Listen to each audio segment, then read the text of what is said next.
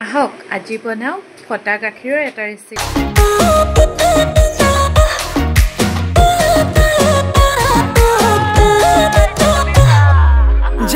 জানোই তোকে দেখি জানোই বুকুতে বাঢ়িল প্ৰেমৰ জুই খুৰীতি পেহিতিৰ কথা তো বাদে গোটেই গাঁৱতে হৈছৈ বুকুত মৰম বাঢ়ি যায় খাব খুব পৰা নাই তোকো যে ক'ব পৰা নাই কওঁ বুলি সদায় লৈ থাকো বাপেৰে আহি দেখা পাই আয়ো দেহি মোৰে কৃষ্ণ